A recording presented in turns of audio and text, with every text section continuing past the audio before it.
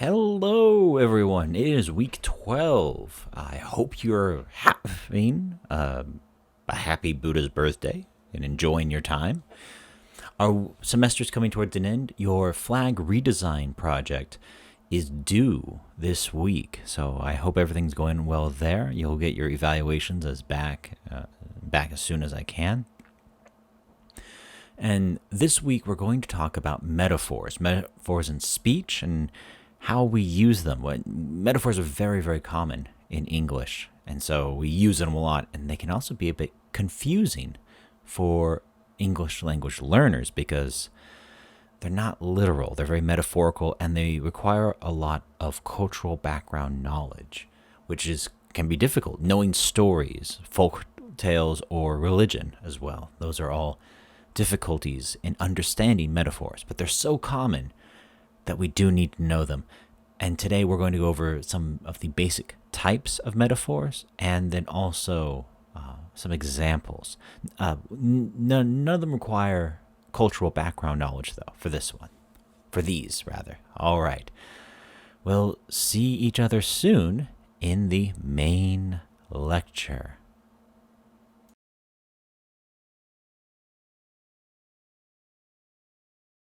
Let's talk about metaphors. Metaphors are very, very, very common in English, and it's helpful to know what they are and how we use them and when to use them as well. We take a look at this example here. Now, son, on your first day of school, I'd like to pass along the words of advice my father gave me. Homer, you're dumb as a mule and twice as ugly. If a strange man offers you a ride, I say take it. Oh, it's a dramatic childhood. So, yeah, Homer's dad said, "You're as dumb as a mule and twice as ugly." So that's a metaphor. It's a metaphor. It's not a literal meaning, as in you're as stupid as an animal and twice as ugly as it. That's really not a nice way to talk about your son, but we use metaphors a lot, a whole heck of a lot in English, and there's several different kinds of metaphor as well, and that's what we're going to talk about in our main lecture this week. So a metaphor takes an object or action and it compares it to something that's familiar. We know about it, but is unrelated. So it's always a non-literal. So it's an illogical. If we think about it, it doesn't make sense, but it's poetic. The meaning can be clear. For example, Mother Teresa had this quote, "Love is a fruit in season at all times, and in reach of every hand." Is love a fruit? No, it's not. But we can understand what she means. Love is a fruit in season at all times, and in reach of every hand. Everyone can get love, and love is always around to be found. It's not like apples, which are in the fall, or Gyul or tangerines in the wintertime. Yeah, it's all around. So metaphors are not literal, and if we have a hard time thinking about them, if we have a hard time thinking poetically or metaphorically, then we might have a hard time understanding metaphors. But we use them so much, I think it's very good to practice them. We see here, she was the black sheep of the family. So she was the black sheep of the family. Now we know what a sheep is. And sheeps are usually, they have white color. But sometimes we get black sheeps within the flock. Now, black sheep of the family, we can guess what it means. It's the person who stands out, who looks like they don't belong. They might do things very differently. They might think very differently. They might dress very differently. Those are all different ways of thinking of identifying. But black sheep of the family, or being a black sheep, it's not that it's bad. It's that they are very different from the rest of them. So some of the different kinds of metaphors, and we'll see them. We have common metaphors first. These are also called direct metaphors or primary metaphors or conventional metaphors. These are the easiest to spot, and these are very common because, well, that's what the word is. They're common metaphors, and they're comparisons where the link can easily be made and understood. We have the example: he was a fish out of water at his new school. He was a fish out of water at his new school. So, what happens if you get a fish out of water? Well, the fish will struggle because it's not the fish's environment. The fish will try to swim and nothing works because it's not in water. Its world is in water, and you take it out of its world, it won't know what to do. The things that normally work don't work. And so you take a fish out of water, it will try to swim, it can't swim. It will try to breathe, it can't breathe because, well, it's out of water. And so we have the metaphorical term that a fish out of water at his new school. In this, the things that the student is trying to do, his normal things, don't work. It could be very simple things like, I don't know, let's say, for example, at his old school, everybody loved playing Minecraft. And he was aces. He was the king of Minecraft. But at his new school, people don't play Minecraft. That's for babies. They play Pokemon. And so that would be something where the things that he's learned and knows how to do, they don't work anymore. So fish out of water. You're in a new world, an unfamiliar world.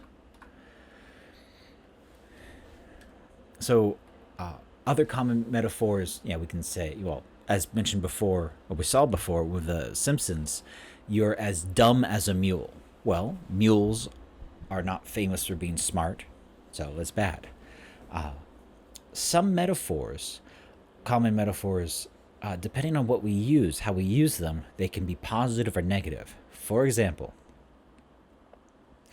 eat. If we describe someone who eats like a pig, they eat like a pig. Is that a good thing or bad thing? Absolutely right. It's a bad thing. Getting compared to a pig is bad.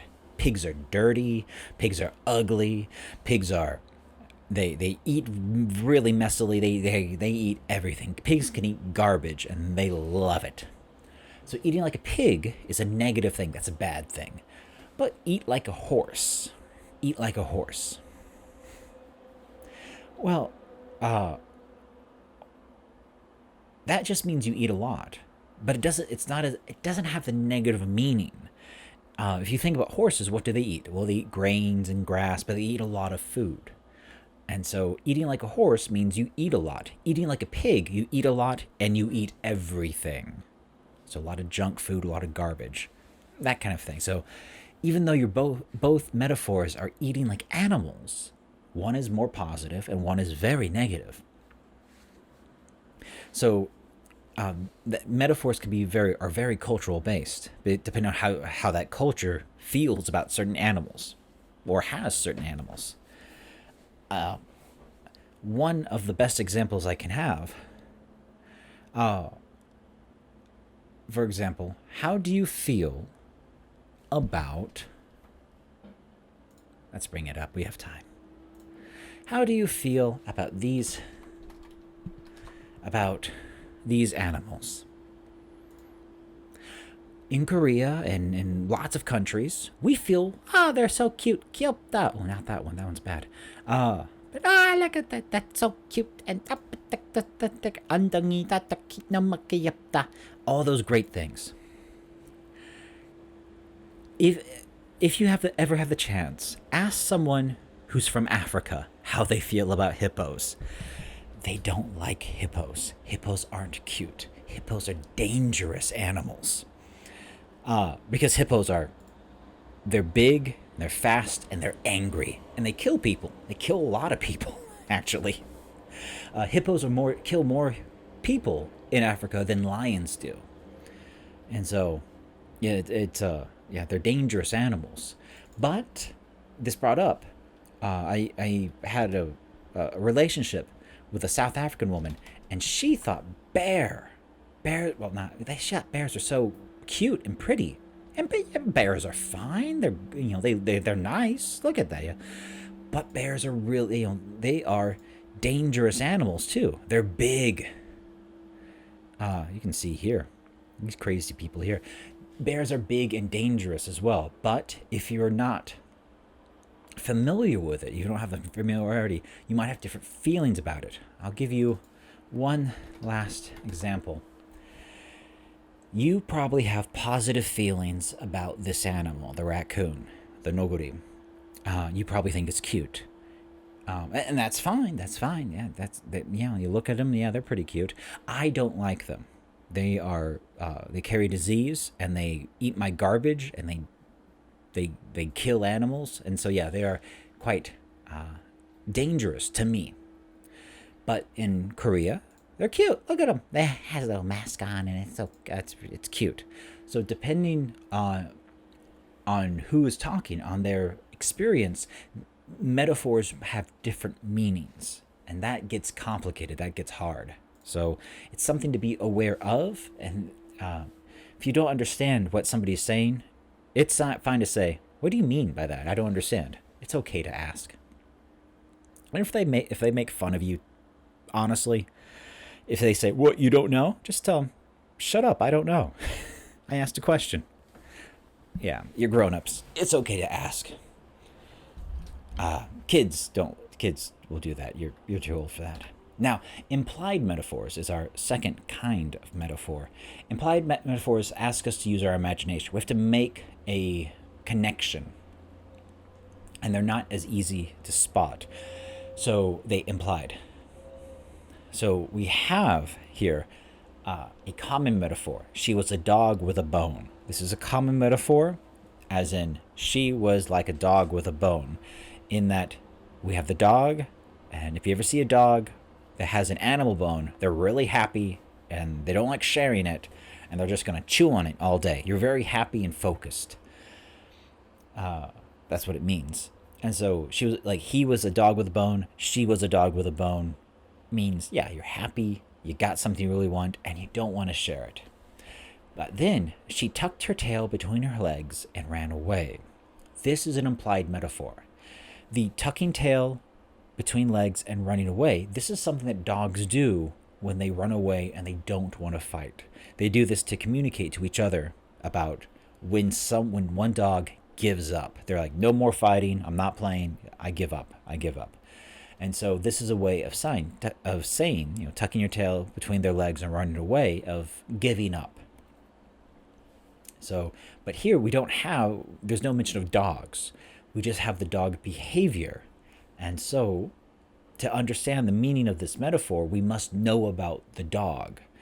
But it's, so if you don't know about dogs, well, then this sounds really weird. People don't have tails to tuck between anywhere. So, but we're talking about dogs, and it's a metaphor. So this is, it can get confusing.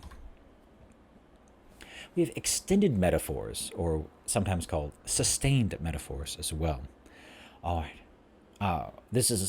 These can be direct or implied, but they create a greater emphasis with comparison they're making because they're just longer. They can continue for several sentences or paragraphs. We see this a lot in poetry and literature, where the author wants to convey more passion and commitment to concept.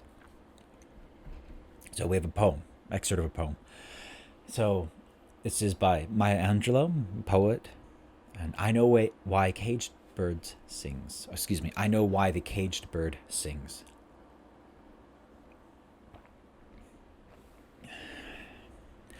But a bird that stalks down his narrow cage can seldom see through his bars of rage. His wings are clipped and his feet are tied. The caged bird sings with a fearful trill, and his tune is heard on a distant hill, for the caged bird sings of freedom. All right. Now, this metaphor, Maya Angelou is not really talking about a bird. She's talking about people, about people who are imprisoned, who are bound together, who can't have no freedom of their own. But it's a metaphor, and so we see this a lot in poems, a lot about how beautiful the winter is, or things like that. It happens a lot in poems and things, and literature, and yeah, in written art. So we English loves metaphors, but also art loves metaphors as well. We see visual metaphors very often in movies, of course, or TV shows, or in paintings as well. But here we're just talking about the written or spoken metaphors. But we do see this, and this is all just one metaphor using a bird in a cage as the comparison. We see wings are clipped and feet are tied. If you clip the wings of a bird, it cannot fly. You're crippling it effectively because birds fly. That's what they do. And feet are tied. That one I think we understand. And so, and then bars of rage. And so the bars of rage we have here of our own anger. All right. Another kind of metaphor we have is our dead metaphors. These are overplayed stereotypes that are a bit dull. So phrases like, it's raining cats and dogs outside. One, that's disgusting. If it was raining cats and dogs, can you imagine how bloody and disgusting it is? It's just terrible. I don't like that metaphor. It's too gross. But it means it's raining a lot. Now, if we say that, we don't say this as much anymore because it became overused. Or things like, you're the light of my life. Ah, so nice. But it's been used a lot over the decades, and it's just used too much. So it's something that we try to avoid doing. All right. Moving on a bit, mixed metaphors. These are sometimes when we take two metaphors and put them together. This can be done intentionally for humor or unintentionally for, just people get confused. This happens a lot. We can see here, this is a English soccer manager, Stuart Pearce, he said, I can see the carrot at the end of the tunnel. That's not a real thing. I can see the light at the end of the tunnel. But he confused the carrot and the stick, as in the positive reinforcement and the negative reinforcement metaphor, and the light at the end of the tunnel being the end of a difficult period of time. So it happens. And we also have sensory metaphors. These are ones that appeal to our senses of sight, of sound, of smell, of taste, of touch. These are very nice. His voice was silky smooth. Her smile lit up the room. The chicken tasted like fire. Our voice is silky smooth? No, but they're very, we can describe them as smooth sounding. A rough sounding voice, sounds like gravel. If you smoke a lot, you drink a lot of coffee, you drink a lot of whiskey as well, you get a voice like this, and it just sounds like this all the time. So even women would sound like this. And yeah, a lifetime of smoking does that to you. And some people have very bright smiles, and so they light up the room. That's the metaphor. Then, of course, the old standby, bulldog or chicken. We don't see bulldog as much anymore. It used to be very popular, but now we don't see it as much. It's quite sad. The bokamyung we still see. It's not the same. But the chicken tasted like fire. Chicken tastes like fire. Fire doesn't taste like anything. Obviously, it's fire. If you put a flame in your mouth, you're not going to taste it. You'll just feel it. And that's where it comes. But we say tasted. We don't say felt like fire, because that implies a different thing. Tastes like fire. You just feel the burning, the pain.